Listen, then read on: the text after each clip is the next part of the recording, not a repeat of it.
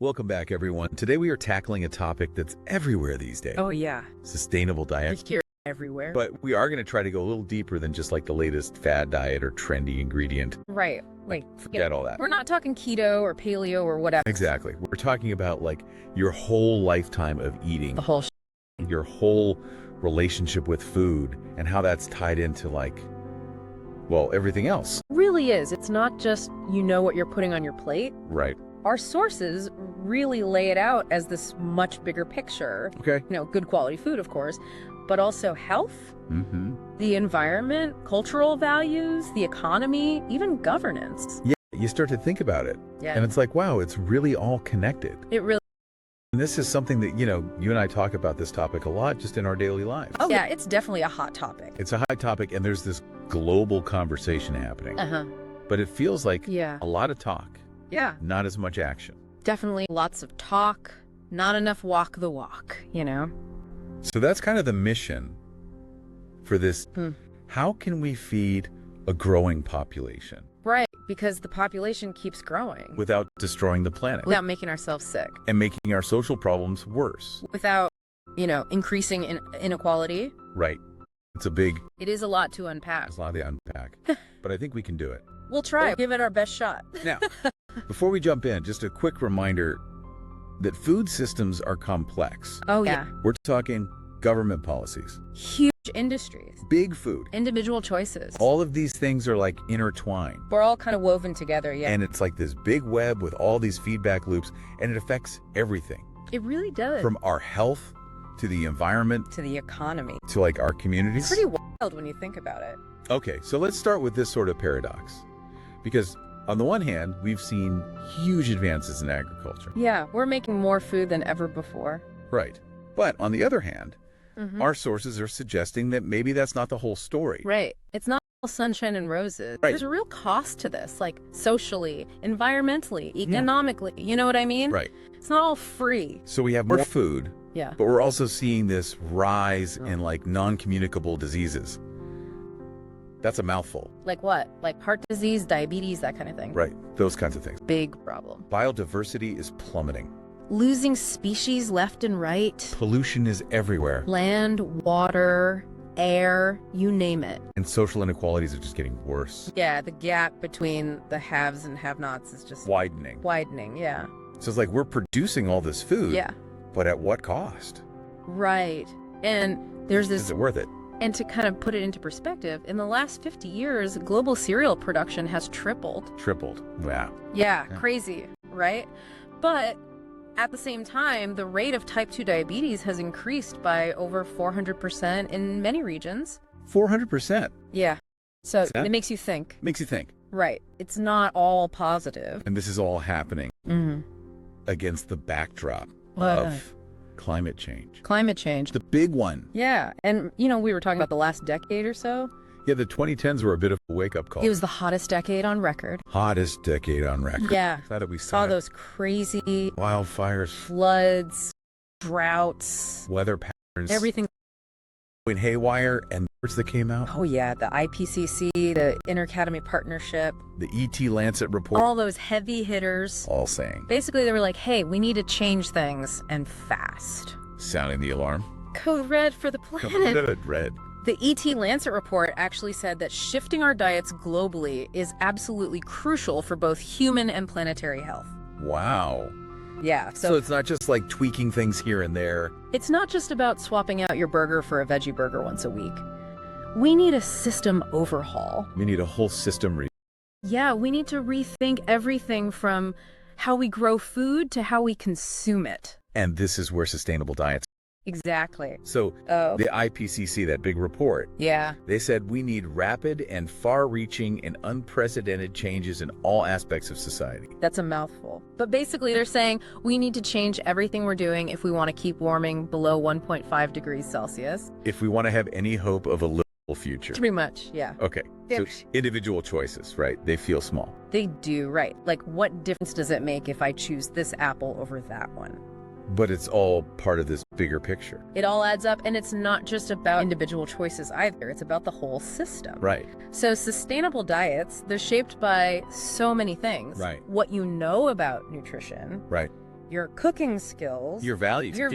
your motivation, your budget. Yeah, your budget. Even your relationships with people who produce food. The farmers markets, your local CSA, right? It's all connected. And all tangled up, yeah. So we've got natural ecosystems, food policies, Food production. food environments, Food and nutrition programs. food safety and It's security. a whole web, man. It is a whole web, and we're all caught in it. We are all part of this system, whether we like it or not. All right, so we've been talking about this big picture of sustainable diets, The whole shebang. this global challenge. Yeah. But I want to talk a little bit about the ethics of all of this. Oh, that's a good point. It's not just about the practicalities, right? Right. There's a moral dimension too. It feels like it's more than just calories and carbon footprints. Absolutely. So, First and foremost, we have to talk about the right to food. yeah, everyone should have access to food. It's a basic human right. It's been affirmed in tons of international declarations. The Rio +20 conference, the second international conference on nutrition, everybody agrees on this. It's like a no-brainer. You would think so, right? But sadly, But that's not the reality for so many people. no. Millions of people around the world still struggle with hunger and food insecurity. It's a huge problem. And it's not just about having enough food. Right. It's about having access to nutritious food. Yeah, and that brings us to another important concept, what our sources call an anti-racist diet. Anti-racist diet. Yeah, it's about understanding how our food system perpetuates inequalities. Right. It's not just about choosing healthy or sustainable food. It's about challenging the systems that have normalized things like obesity and diabetes in certain communities, Right. and the way environmental problems like pollution disproportionately affect marginalized groups. It's like food justice.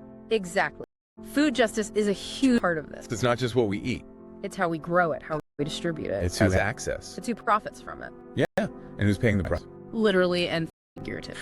So we've got these global issues, and then we have all these different players. Yeah, it's a crowded field. Who's actually in charge? Who's calling the shot? When it comes to food, Well, the answer is complicated. There's no one global food czar. no. Sadly, no. There are a bunch of international organizations, initiatives, all working on different aspects of food sustainability, but they don't always agree. And they don't have They don't have any real power to enforce anything. enforcement power, right? Yeah, so most of the power actually lies with individual countries. Right. So we have this global problem A global project. that's being managed nationally, Mostly nationally, yeah. which sounds It's not ideal, is it? not super efficient. No, not really. But there are some bright spots. Okay. Our sources talk about how food governance can happen at much more local levels, too. Okay. Think about things like backyard chickens, Right. community gardens. Local ordinances. Yeah, even urban planning decisions can have a big impact on food access. Right. Like where are the grocery stores? Exactly. Or farmers markets? And often these decisions can have unintended... So while there's no one in charge globally, yeah. there's a lot happening at different levels. From your backyard to the UN, it's all connected. The big one. Yeah. Can't escape. How is climate change affecting our food security? Oh, in so many ways. It's a huge threat. Okay. First of all, rising temperatures. Yeah. They're messing with the natural systems we need to grow food. Right. Everything's connected. And we're seeing those shifts in weather patterns. Yeah, those are getting more extreme and unpredictable. Right. Droughts are getting longer and more severe. Especially in the global south. Yeah, places that are already struggling with food security are getting hit the hardest.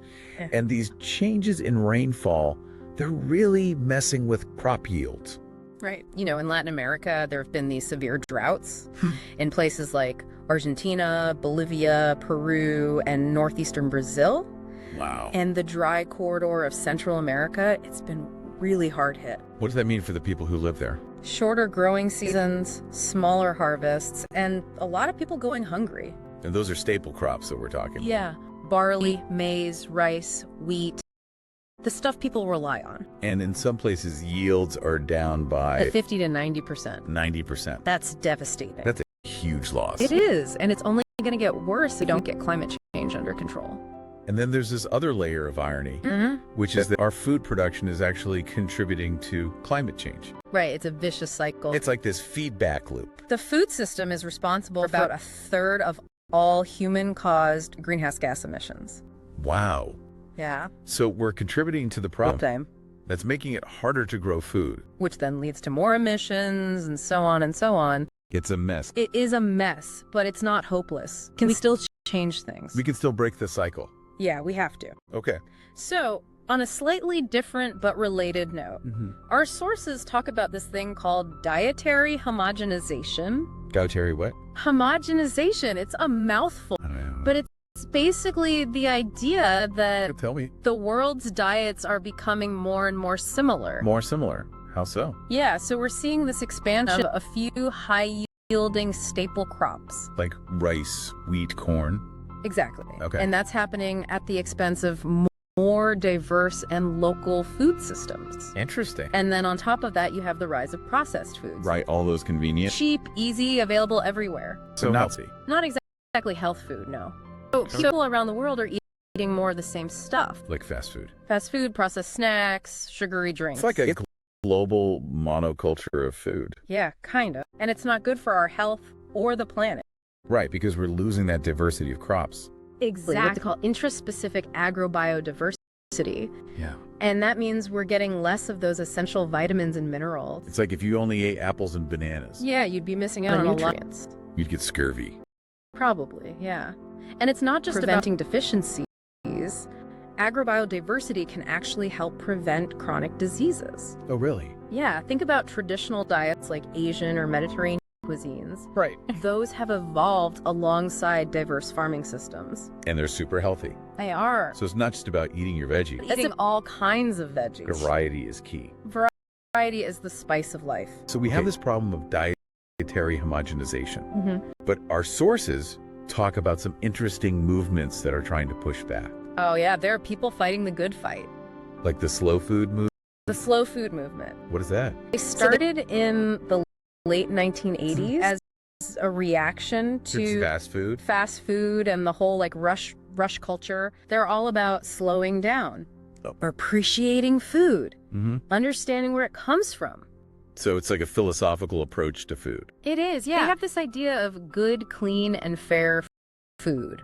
Good, clean, and fair. Yeah. What does that mean? So good, it's tasty and nutritious. Okay. Clean means it's produced in a way that's good for the environment. Right. And fair means it's accessible to everyone and producers are treated fairly. I like that. Yeah. It's a nice philosophy. It is. They're supporting all about small-scale farmers, artisanal producers, and getting people excited about food again. Yeah, instead of just like grabbing something on the go. Mindful eating, you know. They have gotten some criticism. Yeah, some people say they're elitist. Like it's all about fancy food for rich people, which is not really fair, but I can see where that criticism comes from. Okay. They also get accused of romanticizing the past. Romanticizing the past. Like ignoring the realities of modern life. You know, time constraints, budget constraints. Okay. But overall, I think they're doing good work. Yeah, it's an important message. Definitely. They're raising awareness about important issues. Okay, so what about farm-to-table initiatives? Oh, yeah. These days. Everyone's talking about farm-to-table. And for good reason. It's a great idea. Tell me about it. So it's basically about connecting consumers with the people who grow their food. Okay. So you're cutting out the middleman. Cutting out the middleman. Supporting local farmers. Getting fresher food. Higher quality. And you know where your food's Exactly. Yeah. You know who grew it, how That's like a more personal relationship with your food. It is. I like that. And there are a farm to table. Right. You have restaurants source that their ingredients locally. Right. Community supported agriculture programs, CSAs. CSAs. Yeah. Those are cool. They are. You basically go farm. Yeah. And you get a box of fresh produce every week. So it's like it's a great way to support local farmers and eat seasonally. Okay, so both of these movements, slow food and farm to table, really about rebuilding our relationship with food. They are good. Valuing quality, diversity, and connection. It's about more than just sustenance. It's about culture, community, and respect for the environment. And that brings us to agroecology. Agroecology, Yeah. it's a way of all about working with nature. Okay. So instead of trying to control nature, Right. agroecology is about understanding and respecting natural processes. Right. And using those processes to our advantage. So that Like using natural pest control instead of spraying pesticides, building healthy soil instead of relying on chemical fertilizers. Okay.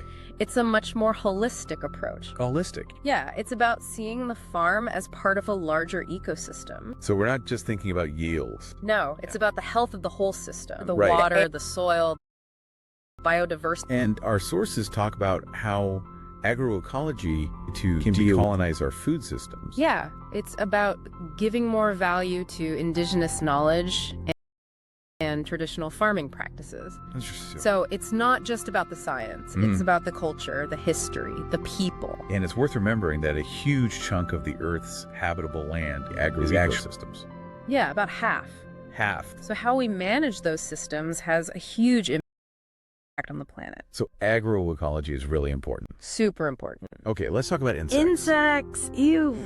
Not everyone's favorite topic. Everyone's favorite. But they're actually super They are. for Important. agroecosystems. Especially for pest control. Pest control. Yeah, a lot of insects are actually beneficial. Really? They prey on the pest crops that So damage. they're like nature's pesticides. Exactly. It's amazing, right? Like ladybird beetles, ground beetles, You're all working spider. for the farmers. They are keeping those pest populations in check. And studies have shown. Oh Research yeah, on there's a this. lot of The greater biodiversity leads to better pest control. Right, makes sense. More diversity means more predators. Right. So fewer pests. So it's all about balance Balance is key in any ecosystem. and disrupting can have that. all sorts of unintended consequences. Lastly, let's talk about some alternative sources of protein. Okay, you're talking Right. about bugs, Bugs and and seaweed, flea food. blue foods. Oh, which is comes from all the the stuff that water. comes, fish, shellfish, algae. all that good stuff. And this is important Well, because then more sustainable- traditional livestock. we talked about how livestock farming is a huge contributor to greenhouse gas emissions. There's a lot of land and Use it- water. And resources in general. So blue foods and insects. Yeah. They're They much more require efficient. less. Way less. Resources They're to super produce. nutritious. Really? Oh, yeah. Protein, Packed vitamins, minerals. But I guess the challenge is getting people to eat them. Yeah, not everyone's on board with that. It's a cultural thing, right? Right. But there are Chefs a lot and of food companies trying to make bugs and seaweed more appealing. Interesting. Yeah, there are some really innovative products out there. I'm willing to try it. You should. It's the food. Okay, so that was a lot of information. Lot of ground. covered a Did. But I think the main What's the main takeaway is takeaway? sustainable diets are about so much more than just what we eat. It's Right. about our relationship with food, with the environment, with each other. It's about our values. Yeah, and the choices we make every day. And it's about taking action. We It can't is. just talk about this stuff. We have to do So something. to our listeners, we're asking you, Yeah. with you the most, resonated Hmm. from this deep dive. What stuck with you? And more importantly, Yeah. what are you going to do about it? Even a small step Your can make a small step going difference. to be? Yeah, what's your commitment to a more sustainable and just food